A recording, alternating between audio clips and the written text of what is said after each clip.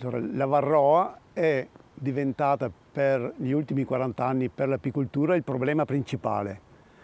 Prima del cambio climatico, prima del cambio delle colture, e questo ha creato grossi problemi agli apicoltori fino a portare quasi a distruzione il patrimonio apistico.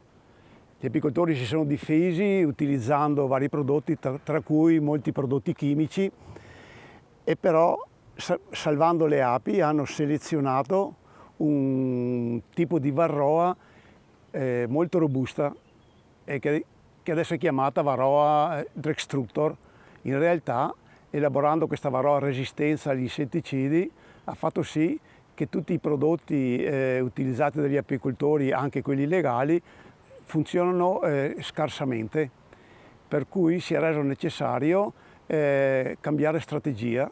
Si è visto che l'acido ossalico, che è un prodotto naturale, funziona molto bene in assenza di covata, nel senso che attraverso un meccanismo ancora poco conosciuto riesce a scottare le varroe e quindi eliminarle dal supporto che sono le api, senza danneggiare in maniera esagerata le api. E questo fa sì che, adottando tecniche particolari, si riesce a controllare totalmente la varroa, pur mantenendo famiglie ben popolate e produttive durante tutto l'arco dell'anno.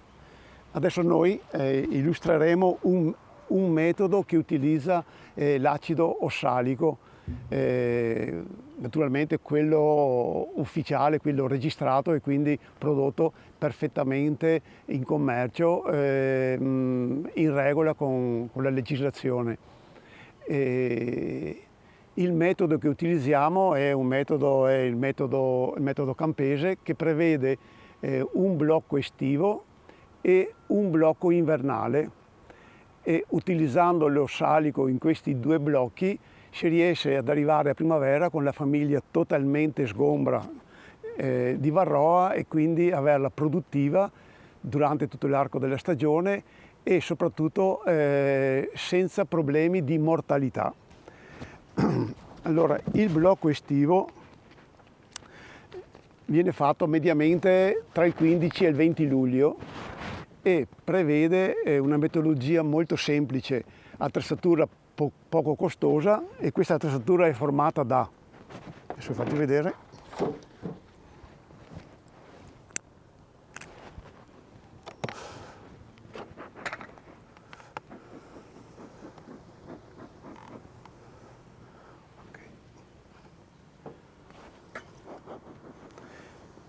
formata da una griglia escludigina normale, quelle che si usano per evitare che la regina salga nel melario, e una cornice di 5-6 cm. Questa qua costerà 3-4 euro, però dura tutta una vita. L'unica attrezzatura che serve. Adesso noi cosa facciamo? Cerchiamo la regina e la isoleremo in questa cornice con un favo di covata. Quindi adesso io opero dentro la famiglia. Adesso i tempi sono quelli del lavoro dentro le cassette.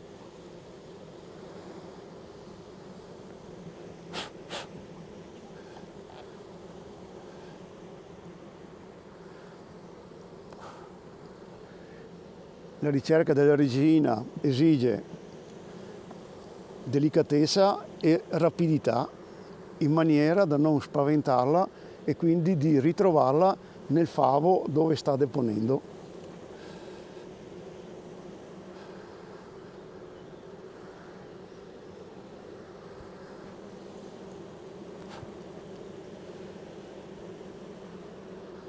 Ecco, noi abbiamo trovato la regina tranquilla sul favo che sta deponendo.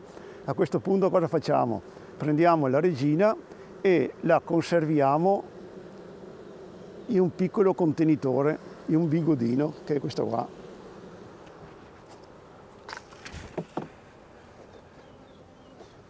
Eccolo qua. Questo è un piccolo contenitore che chiamiamo bigodino e conserviamo la regina qua dentro. Perché facciamo questo? Perché qua dentro sappiamo che rimane tranquilla e sicura e abbiamo tempo di cercare il favo peggiore che c'è dentro la famiglia, quello precipitato, quello con molto fuoco. Se non lo abbiamo segnato precedentemente, lo si può cercare fra quelli che sembrano più pesanti o più neri.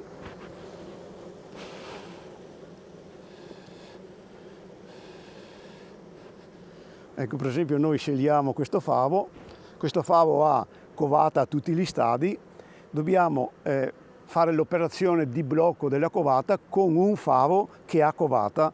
Se noi utilizzassimo un favo che non ha covata, la regina non sarebbe più disposta a deporre e quindi cesserebbe l'effetto che noi vogliamo ottenere, che adesso vado a spiegare.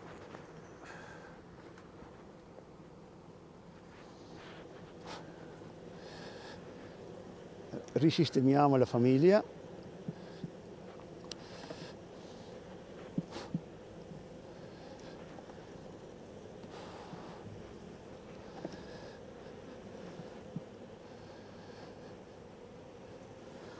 Quindi la ricostituiamo nel suo ordine, prendiamo la griglia,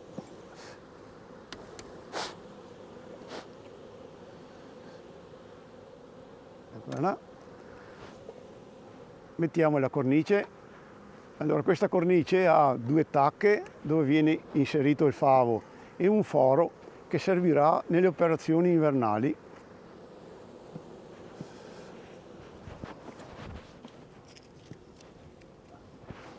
Adesso ne esistono di vari formati, i falegnami si sono sbizzarriti nel costruirle, anche gli apicoltori.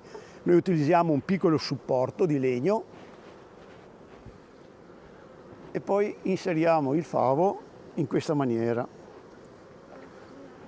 È una posizione innaturale per il favo, normalmente è verticale, però le api si sono adattate abbastanza bene e continuano a fare covata.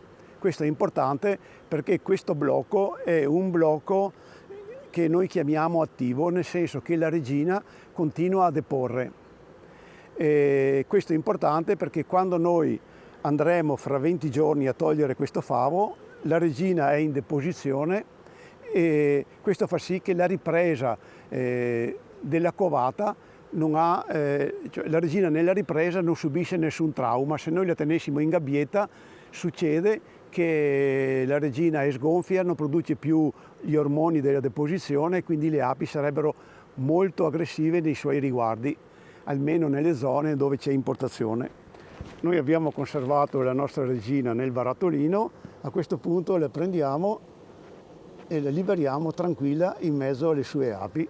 Dopodiché chiudiamo con il coprifavo rovescio, questo per creare una buona camera d'aria, e il tetto lo mettiamo inclinato per un'ulteriore camera d'aria, perché si prevede che da metà luglio in poi ci siano delle giornate anche molto calde, questo per evitare di fare la cottura della regina. Se uno vuole sostituire la regina può approfittare di farlo durante il blocco. Praticamente dopo 8 giorni nel nido non c'è più covata giovane, perché 3 giorni di uovo più 5-6 giorni di larva e le api non possono più costruire celle reali nel nido. Allora in quel momento cosa facciamo? Togliamo la regina e la sostituiamo con una nuova. Parliamo sempre di regine ormai che hanno fatto il loro lavoro, che si sono comportate bene, che hanno fatto produzione, che però ormai vanno in decadenza e quindi vanno sostituite. Allora cosa facciamo? Dopo 8, 9, 10 giorni cerchiamo la regina che sta deponendo.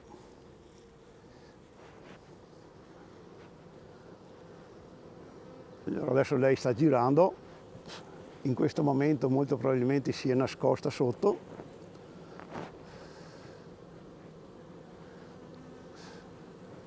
sono un mare di api, quindi è un po' problematico. Vediamo se è venuta qua, cosa molto probabile.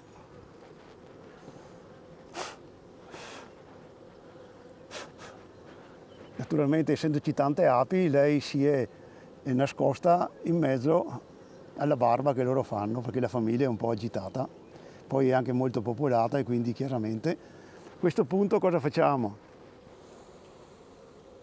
Buone. Togliamo la regina scadente vecchia che ha già fatto le sue stagioni e la sostituiamo con una nuova, quindi praticamente prendiamo una gabbietta con l'argina nuova, questa qua è una regina nuova marchiata rosso, e la appoggiamo vicino al favo. In quel momento le api si accorgono che non hanno più la loro regina e vanno ad accogliere quella nuova. Nel giro di 8 giorni quella nuova viene liberata dalla gabbietta e riprende la deposizione, diventando praticamente lei la coordinatrice della famiglia.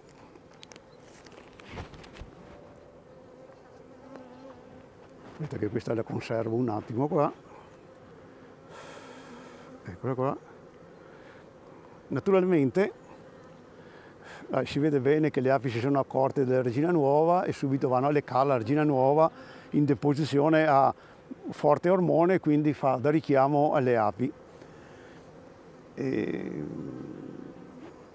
Fatta questa operazione, noi pensiamo che il problema sia risolto. In realtà avere regine a fine luglio è un problema. Se uno se le fa, magari le ha. Vuoi la maschera?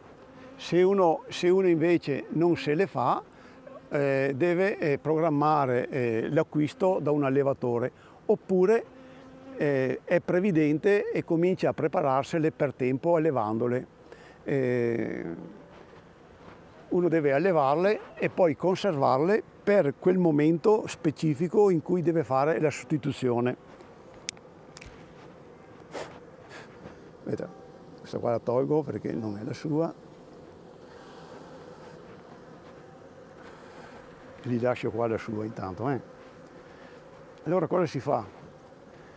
Si costruisce una piccola banca per conservare le regine.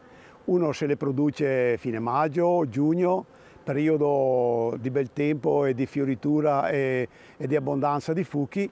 Uno si produce le regine che gli servono e poi se le conserva in una piccola banca come questa. È una piccola banca, si costituisce con una famigliola con alcuni favi di covata.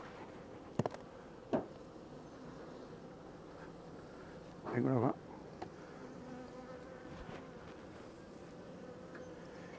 Se la covata è orfana, può mantenere una famiglia così, può mantenere anche 30-40 regine senza nessun problema per un mese e mezzo. Quindi uno può appunto per tempo programmare il suo allevamento e programmandolo sceglie anche eventualmente le regine che vuole riprodurre. Noi vediamo, si vede in trasparenza, qua dentro c'è una regina che loro stanno alimentando. Ci sono 9 fori, quindi su una stecca così uno può conservare 9 regine. Quindi per un apicoltore che ha un numero non esagerato di api può conservarne fino a parecchie decine senza nessun problema per un tempo ragionevolmente lungo. Naturalmente la famigliola va rifornita di api giovani, che sono quelle poi che alimentano le regine nuove. Quando è il momento di fare il cambio, uno toglie quel supporto lì di legno, prende le regine una ad una, li infila nelle gabbiette e fa l'operazione di sostituzione. Quindi il blocco in questo caso ha un doppio utilizzo. Blocca la covata e fa togliere varroa dalle api, perché la varroa andrà a infilarsi nell'unica covata che c'è in questo favo, e nel contempo fa la sostituzione della regina. Ok.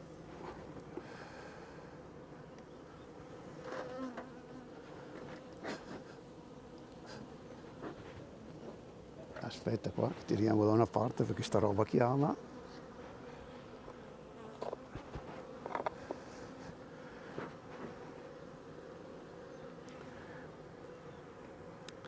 Passati 18-20 giorni questo favo è pieno di covata.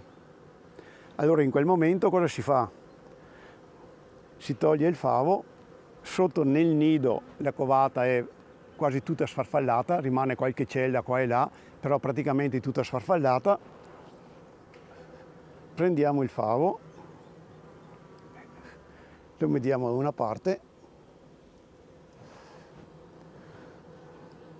la regina che io ho tenuto qua, che però era libera nel favo, viene presa e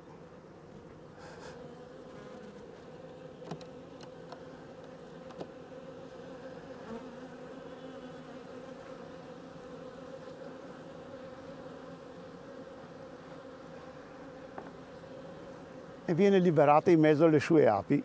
Naturalmente, essendo gonfia e in deposizione, le api non avranno nessuna aggressività nei suoi riguardi e lei riprenderà a deporre diciamo in un tempo ragionevolmente breve, poche ore, massimo mezza giornata, comincia già a deporre delle belle rose di uova.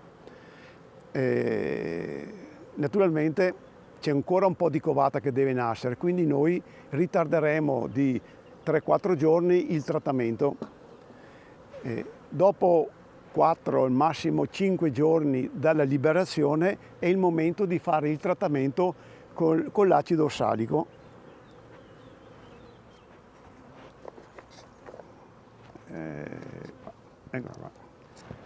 Noi normalmente lo facciamo o quello già preparato o uno se lo prepara e poi conta quanti favi di api che ci sono e calcola 5 cc di acido ossalico, diciamo di api bioxal, ogni favo di api ben coperto di api. Questo perché stiamo dando un acido che è molto corrosivo e quindi bisogna trattare sì le api, però evitare di scottarle eccessivamente. Immaginando una famiglia così, se ne prendono 50 cc e poi lo si va a gocciolare piano piano nell'interfavo. Io non le bagno perché devo lavorarci ancora e quindi sennò poi diventano intrattabili. Si gocciola, magari piano piano si passa 2 volte in maniera che le prime bagnate si allontanino e vengano bagnate dalle altre e distribuire in maniera il più uniforme possibile questo acido. Trattando dopo 3, 4, 5 giorni che abbiamo liberato la regina siamo ancora in tempo utile perché contando al massimo 5 giorni avremo uova e larve al massimo di 2 giorni che non sono recettive per la varroa, quindi la varroa rimasta che non abbiamo catturato nel favo è ancora sulle api, con il vantaggio che la regina è racchiusa all'interno delle rose di covata e quindi quando noi andiamo a trattare evitiamo il rischio di bagnarla perché l'acido scotta molto e può succedere che se la regina si bagna troppo diciamo ne diminuisce la sua capacità di deposizione, le api magari le percepiscono come poco valida e nei mesi successivi tenderanno a sostituirla e quindi avere dei cambi di regina in tarda stagione è un danno perché non ci sono più fuchi, quindi regine nuove non riescono a fecondarsi. Quindi è importante fare un trattamento quando la regina è già tranquilla in mezzo alle sue api. E questo fa sì che trattando dopo 4-5 giorni dalla liberazione tutta la covata è nata e quindi colpiamo la varroa, ma nel contempo la regina ha già cominciato a deporre, quindi la famiglia si è già organizzata bene. Altro sistema che si può utilizzare per fare il blocco è quello di farlo con una cella reale, Cioè adesso noi praticamente abbiamo utilizzato la regina, prima l'avevamo sopra che allevava della covata, poi l'abbiamo passata sotto. Invece con la cella si fa un blocco, diciamo, passivo. Questo qua era un blocco attivo perché la regina continuava a deporre e la famiglia comunque la percepiva in deposizione. Facciamo il blocco passivo, cioè con una cella reale. Allora com'è che si opera? Uno programma l'allevamento, se è capace di farlo.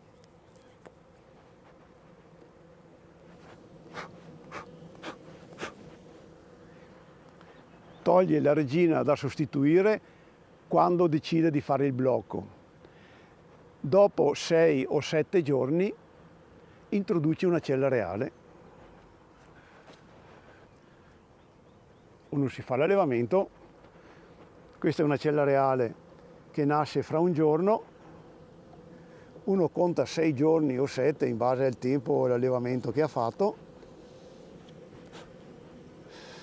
toglie la regina da sostituire, quindi la famiglia è già in blocco di covata, e inserisce una cella reale. Allora la famiglia è ampiamente orfana già da 6 giorni, quindi la vergine che nascerà da questa cella sarà ben gradita alla famiglia. Allora se noi guardiamo i tempi, questa cella nasce domani, quindi fra 11 giorni mediamente avremo la regina nuova, quindi 11 giorni più i 6 di blocco iniziale, avremo 17 giorni. Dopo 17 giorni dall'orfanizzazione avremo una regina nuova che comincia a deporre. Aspettiamo i fatidici 4-5 giorni e facciamo il trattamento. Immaginando che la fecondazione mediamente dalla cella sia di 12 giorni, 12 più 6 fa 18, più 5 fa 23. Arriveremo comunque a fare il trattamento in totale assenza di covata.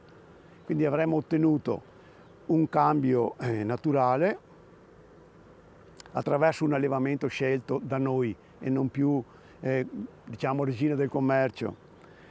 Avremo una regina nuova di zecca che parte con grande slancio e nel contempo faremo la pulizia totale perché è in assenza di covata.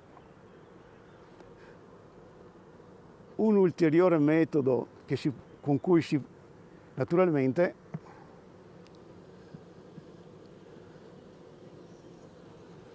siccome che la regina ha bisogno dei fuchi per fecondarsi, bisogna applicare questo metodo quando uno ha la certezza che nelle famiglie ci sono i fuchi oppure ha avuto la prudenza di allevarli per tempo. E quindi chiaramente questo prevede sempre una programmazione in base alla produzione, in base al calendario e in base anche alla disponibilità di tempo che uno ha. Un ulteriore metodo può essere quello di, invece di mettere la cella reale,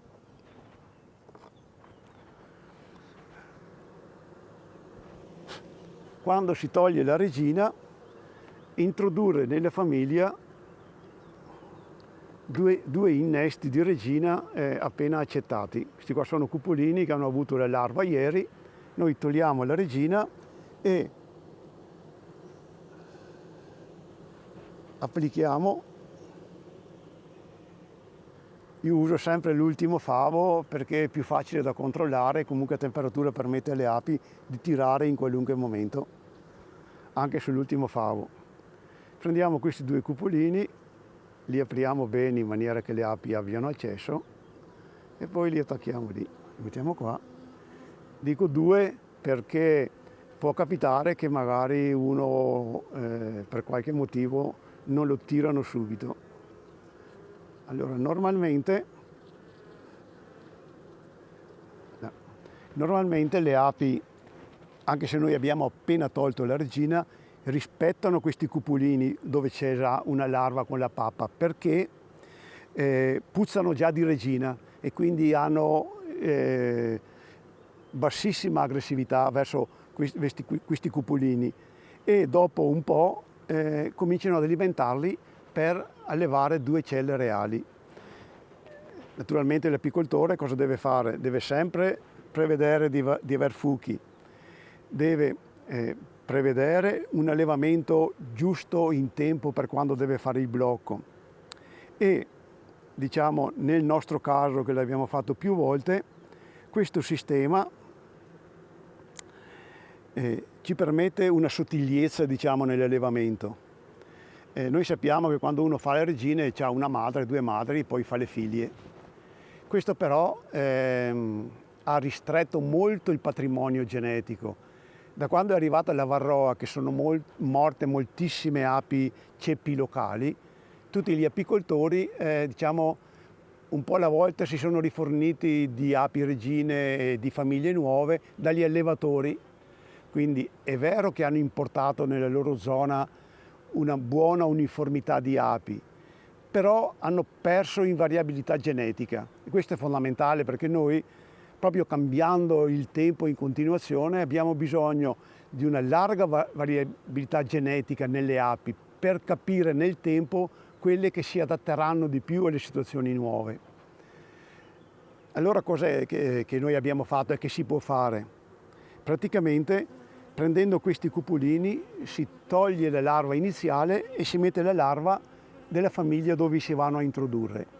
Se noi facciamo questa operazione per 10-20 famiglie, avremmo 10-20 regine che assomigliano e che portano le caratteristiche solo di quelle famiglie e non dell'allevamento a cui facciamo riferimento quando ci riforniamo di api regine. Se noi siamo così astuti da scegliere ogni anno gli individui migliori, chiaramente creeremo nel nostro apiario e nell'ambiente individui con una buona variabilità genetica, con buone caratteristiche produttive, ai quali possiamo attingere nel tempo se manifestano caratteri altamente positivi per sia la resistenza alla varroa, sia la resistenza alle famiglie, alle malattie, sia per produttività. Naturalmente, quando noi facciamo questa operazione, teniamo conto che questi cupolini, che adesso vado a togliere, sono contemporanei all'orfanizzazione. Allora, cosa succede? Che le api, oltre ad allevare questi cupolini, cosa faranno? Cercheranno anche di farne di loro. Quindi la famiglia ha bisogno, dopo 7-8 giorni, di un bel controllo profondo.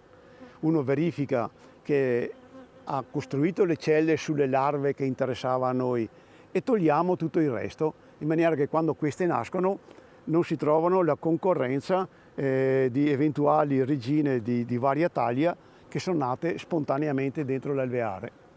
Questo metodo ha 3 vantaggi secondo me. Tanto si fa il blocco, poi si sceglie il ceppo che noi interessa come regina e alla fine possiamo creare una variabilità genetica che diventa una ricchezza non solo per l'apicoltore ma anche per l'ambiente, che ripeto, ormai c'è una forte uniformità di api che sono molto vicine agli allevatori, però noi abbiamo una grande variabilità di ambienti e abbiamo bisogno, oltre che per il clima, anche per ambienti diversi, di api che dimostrino una forte adattabilità agli ambienti in cui uno va a operare.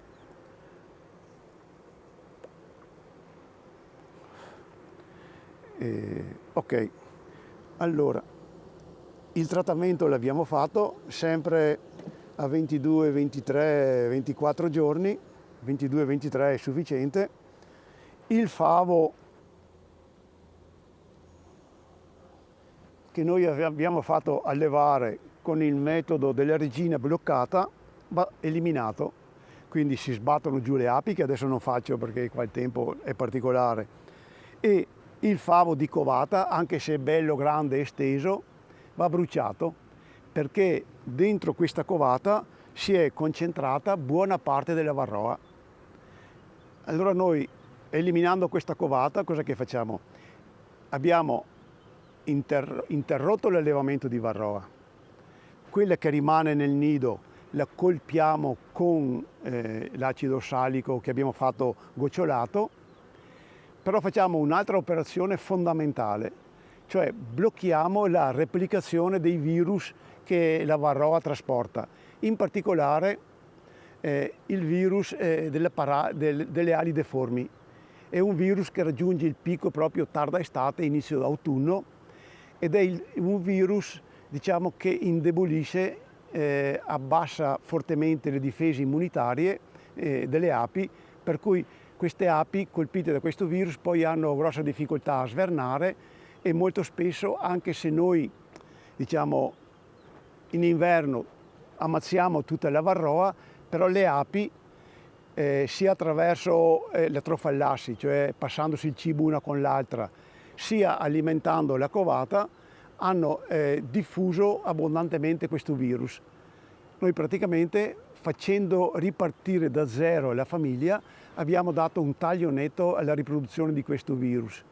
E le api che nasceranno dopo questa operazione saranno api non solo diciamo senza varroa, qualcuna ne rimane e poi ci penseremo d'inverno, qualcuna ne rimane ma no, non è così numerosa da danneggiare la famiglia, ma nel contempo questa covata che nascerà sarà una covata che è stata alimentata da api che non avevano questo virus, e quindi saranno api che nascono molto forti e robuste e in grado poi successivamente di affrontare l'inverno senza problemi e vivere 6 mesi, cioè da settembre, quando cominciano a nascere, fino a marzo. Questo è fondamentale perché abbiamo avuto inverni miti, ma abbiamo avuto anche inverni molto cattivi, quindi avere famiglie ben popolate con api sane permette una ripartenza senza grossi problemi per l'apicoltore e anche con possibilità di produzioni precoci.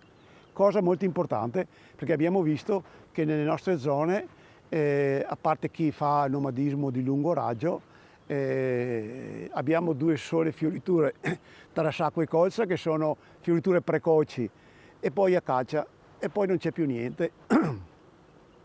Abbiamo degli appezzamenti di girasole che però, a guardare le api, portano a casa quasi niente, perché un girasole è selezionato per la produzione e non di seme e non produzione di miele, per cui è importante poter approfittare anche delle fioriture precoci per produrre quel miele che una volta forse non facevamo perché era di scarso interesse e comunque avevamo fioriture successive che permettevano comunque la produzione.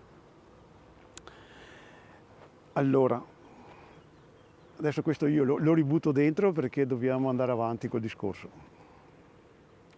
Ok.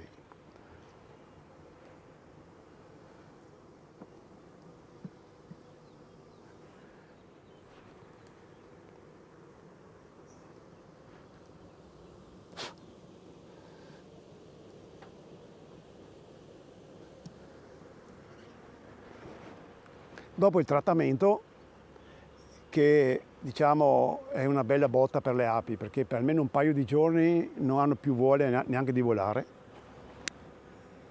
D'altronde l'acido salico è un acido molto forte. Dopo il trattamento aspettiamo 2-3 giorni, 3-4 giorni, e mettiamo sopra la famiglia un bel pacco di candito. Dico candito e non alimentazione liquida per un motivo molto semplice, che il liquido lo prendono in un tempo molto breve e invecchia rapidamente le api, mentre il candito se lo rosicchiano giorno per giorno e questo le stimola ad allargare la covata. Teniamo presente che quella covata lì che viene deposta all'8-10 di agosto è covata che nasce in settembre e sono tutte api invernali, che sono quelle che ci interessano produrre in abbondanza perché la famiglia sverni senza nessun problema. Questo candito serve sia per stimolare la covata sia per cominciare a fare le scorte. È fondamentale che noi controlliamo la famiglia nel tempo in maniera da fornirgli alimentazione se non ha scorte adeguate. Certe zone magari trovano qualcosina in autunno, altre zone no.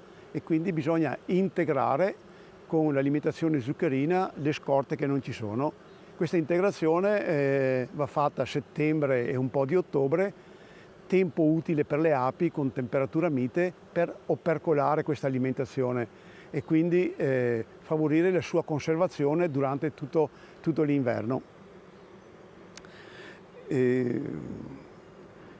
Chiaramente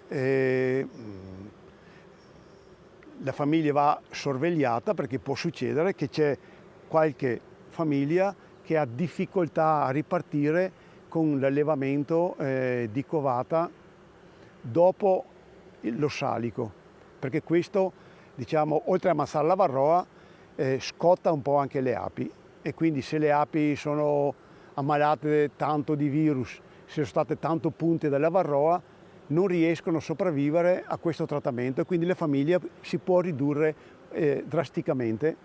In quel momento lì, se vediamo che la famiglia non ce la fa, invece di sperare che dia provvidenza, la aiutiamo, quindi prendiamo un po' di covata da un'altra famiglia che abbiamo trattato precedentemente e la aiutiamo con un po' di covata nascente. Le api nuove, con la regina che ha spazio per deporre, saranno in grado di riprendere l'allevamento e di portare la famiglia all'autunno senza problemi.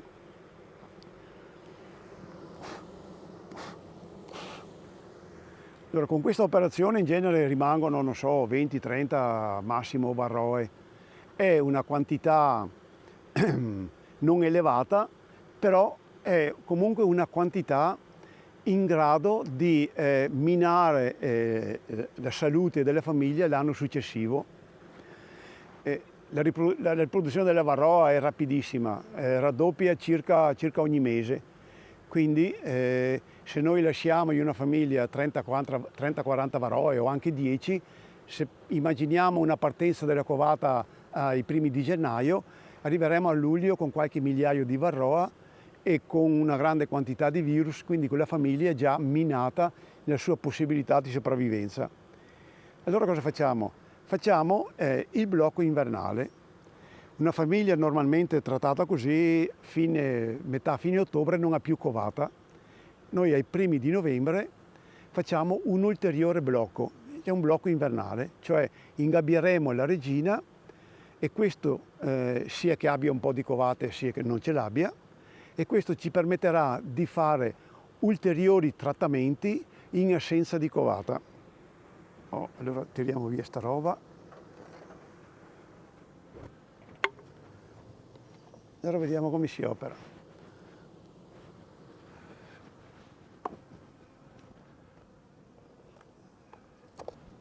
Allora, in questo caso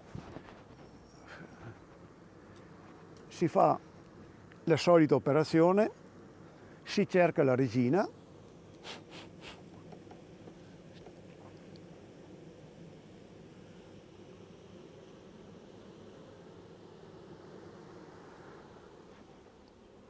operazione non difficile perché parliamo della prima settimana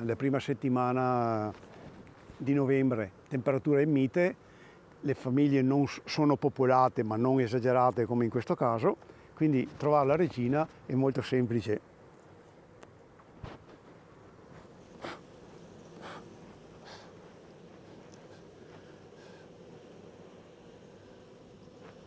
Ok.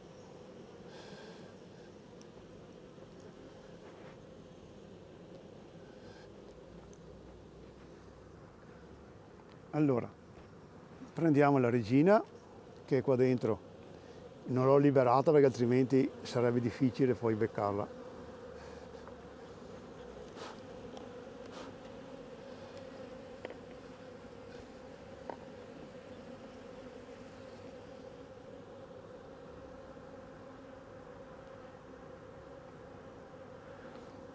E la mettiamo in questa gabbietta. Queste qua sono gabbiette cinesi, non sempre sono perfette, bisogna controllarle bene.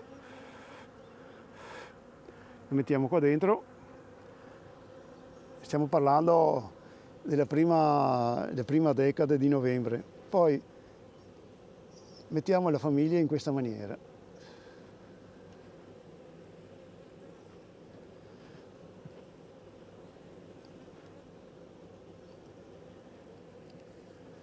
Allora mettiamo 3 favi, uno spazio aperto e altri 3 favi e infiliamo con un supporto di ferro, fuori da qua.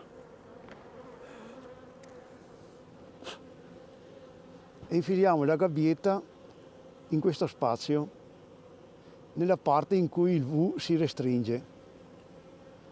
Allora, la temperatura è ancora mite, quindi le api sono tutte allargate, però in questa maniera li insegniamo piano piano a raggrupparsi attorno alla regina e fare come un glomere morbido, una palla morbida.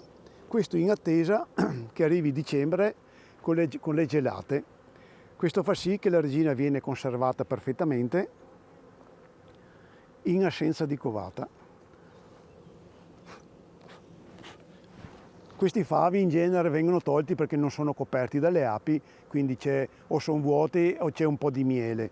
Normalmente noi ne lasciamo 6 e un settimo messo in questa maniera, diciamo a Z. Questo favo poi le api piano piano lo svuotano delle scorte e se le portano in mezzo.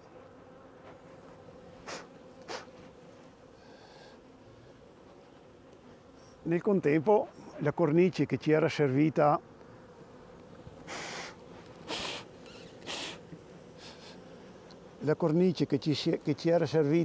per fare il blocco ci è servita per mettere il pacco di candito e adesso ci serve per fare i trattamenti invernali. Allora normalmente se c'è assenza di covata si può già cominciare verso la fine di novembre, giornate fredde, umide, piovose, lo salico agisce in maniera molto più efficace. Si usa uno strumento come questo,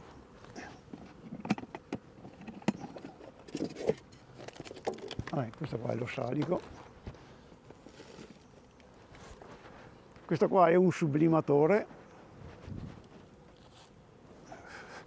ce ne sono di tante ditte perché ormai sono tutti copiati, è riscaldato a corrente, c'è il generatore, questo qua è un tappetto che tiene lo salico, quando si va a trattare si mette qua lo salico, questo lo si infila, tac, lo si gira e lo si infila per questo foro.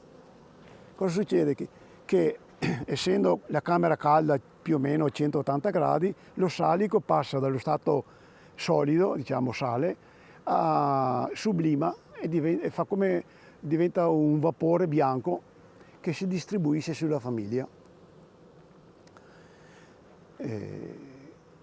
L'efficacia è uguale dello salico liquido, con la differenza che siccome agiamo sulle api invernali è meglio non scottarle. Questo trattamento va ripetuto 2 o 3 volte finché la caduta, diciamo, nel vassoio è prossima a 0. Supponiamo generalmente che se la caduta è 0, sulla famiglia rimanga appena qualche varroa. I trattamenti vanno fatti a distanza di una settimana. Trattiamo in assenza di covata, sappiamo che è fondamentale che non ci sia covata. Se uno lo fa con la regina non ingabbiata, cosa succede? Che una parte di regine dopo il primo trattamento riparte con la covata. Quindi se noi andassimo a fare trattamenti successivi, tutta l'eventuale varroa rimasta si nasconderebbe sotto la covata, quindi i trattamenti successivi sarebbero perfettamente inutili. Per questo è importante che la regina non possa ripartire con la covata. Sappiamo che lo salico, oltre a provocare un riscaldamento per reazione della famiglia, è anche uno stimolo per riprendere la covata.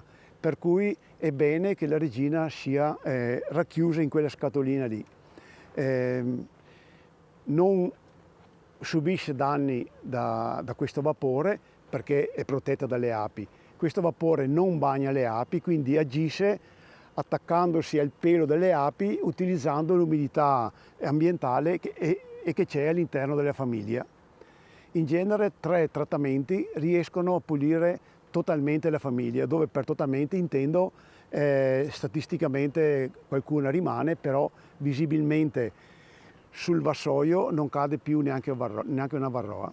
Questo ci permette di affrontare la stagione nuova in maniera tranquilla, perché non avremo bisogno di fare interventi fra una fioritura e l'altra, fare controlli per vedere l'infestazione della varroa, ma ci permette di arrivare tranquillamente al blocco successivo, che è sempre da presupporre fra il 15 e il 20 luglio, quando praticamente ogni produzione è finita. Questa regina rimane qua dentro praticamente fino all'Epifania, quindi noi abbiamo un bel mese e mezzo per fare i nostri trattamenti in periodi umidi, per esempio se pioviggina così è l'ideale. Passata l'Epifania cominciano le belle giornate, noi andiamo a controllare le nostre api.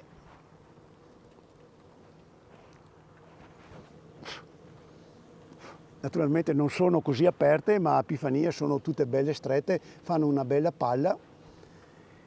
Il fatto di avere questi spazi le agevola nell'invernamento, perché anche se fa molto freddo riescono a riscaldarsi senza nessun problema, e i favi non fanno da diaframma. Dopo l'Epifania liberiamo la regina, quindi praticamente piano piano con maniera, visto che la gabbietta è tutta contornata di api, la sfiliamo, ristringiamo la famiglia, quindi la poniamo nel suo stato regolare.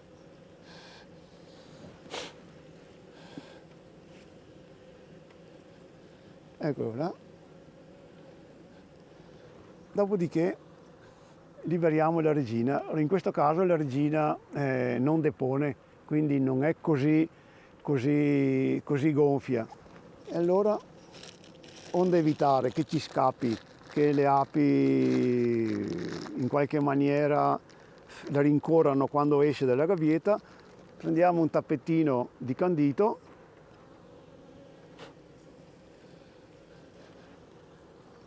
sfiliamo senza impiccarla la chiusura e poi chiudiamo il foro con un piccolo tappo di candito. Rimettiamo sopra l'alveare, così le api già succhiando si tranquillizzano e nel contempo liberano la regina in assenza dell'apicoltore, quindi in piena tranquillità.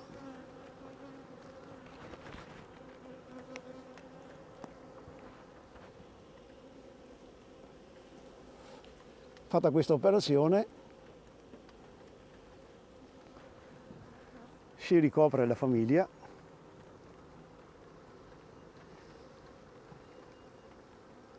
e si lascia che le api liberino tranquillamente la regina. Allora, è un lavoro supplementare, però ci dà un grosso vantaggio. C'ho una qua che mi vuole bene. Allora, siamo riusciti in assenza di covata a liberarci praticamente totalmente della varroa. Possiamo fare la nostra stagione produttiva senza preoccuparci della varroa, perché anche se ne è rimasta qualcuna, la sua riproduzione è sì importante, ma non così importante da minare la salute, la sanità della famiglia, per cui la famiglia arriverà senza ulteriori interventi, senza ulteriori controlli, arriverà a produrre tutto l'arco della stagione fino al 20 di luglio.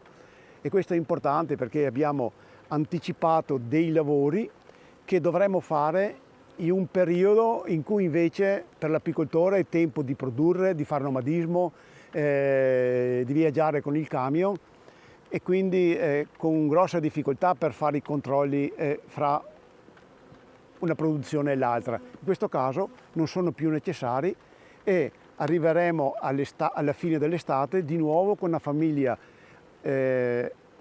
scarsamente parassitizzata, sana, e che farà sì che ci permetterà di ripetere tutte queste operazioni senza diciamo, correre il rischio che le famiglie collassino durante l'inizio dell'autunno.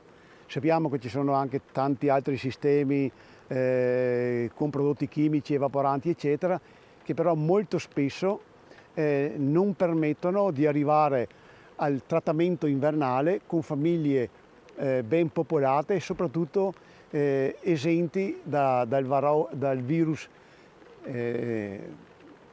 delle ali deformi, che è il virus che praticamente è quello che mediamente, ce ne sono tanti altri, però è quello che mediamente porta al collasso delle famiglie. Diciamo, noi l'abbiamo applicato anche su una grossa azienda, applicato in tutte le parti d'Italia, applicato anche in Sicilia e funziona. Basta che l'apicoltore capisca e si adatti all'idea di lavorare un po' di più negli alveari. Queste famiglie arrivano a fare il blocco estivo con una popolazione, diciamo, oltre che sana, anche un po' esagerata. Questo qua è il prodotto che usiamo, che è l'Api Bioxal, che è quello registrato. Funziona normalmente, senza problemi. Naturalmente quando si va a fare il trattamento con questa attrezzatura, visto che fa un gran volume di vapore di ossalico che esce dalla cassetta, esce per davanti, bisogna proteggersi adeguatamente, quindi con una maschera adeguata, come minimo FFP3 e anche quelle con dischi a carboni attivi.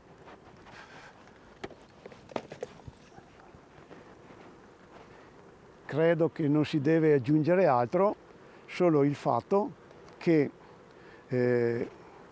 già da un bel po' di anni questo metodo viene utilizzato da parecchi apicoltori con risultati diciamo più che soddisfacenti, anche non solo per aziende medio grandi, ma anche per piccole aziende. Un piccolo apicoltore può tranquillamente usare questo metodo e avere diciamo messo da parte il problema della varroa. Adesso risistemiamo.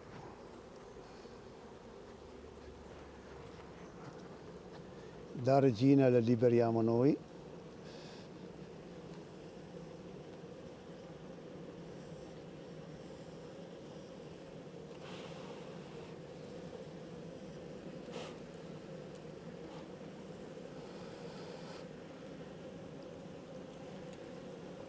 Dai, fuori.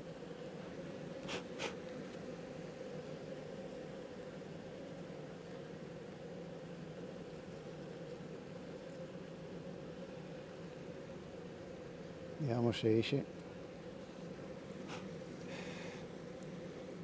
Sono le api interessate al candito, che chiaramente siamo in un momento di crisi.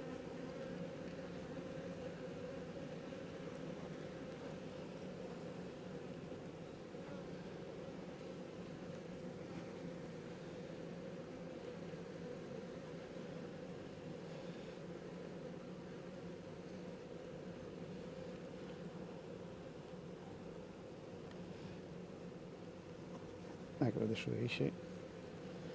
Allora, visto che non vuole uscire, smontiamo la gabbietta.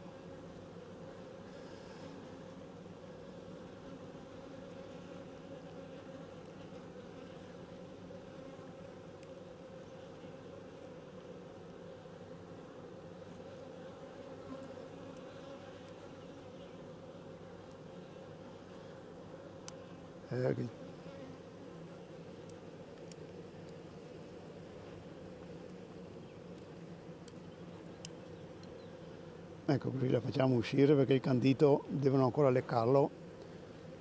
Poi,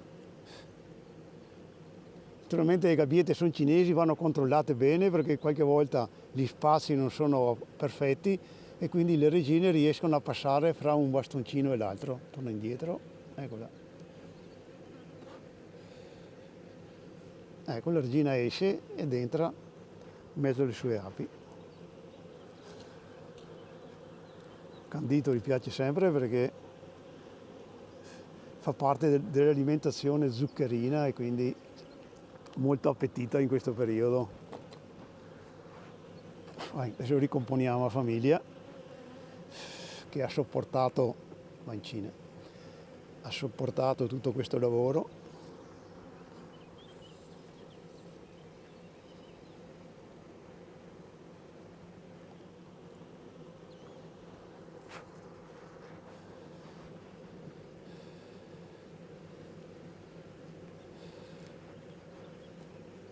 Così quando un apicoltore decide di farsi le regine per sostituire quelle vecchie scadenti che hanno già lavorato, sceglierà anche una famiglia per fare le figlie che si lascia maltrattare in questa maniera.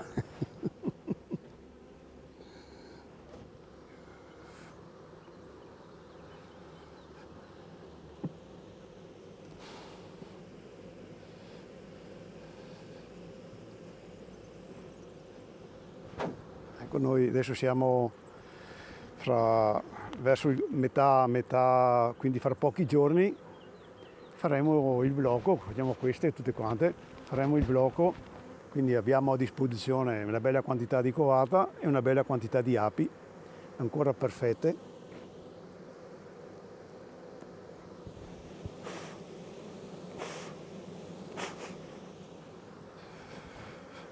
Ho dimesso il fumarole.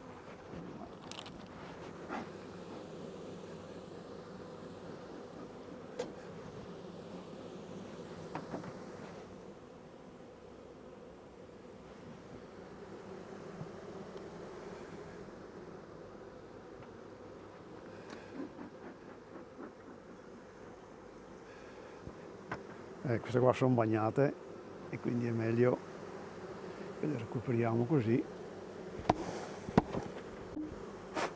Ecco fatto. Là.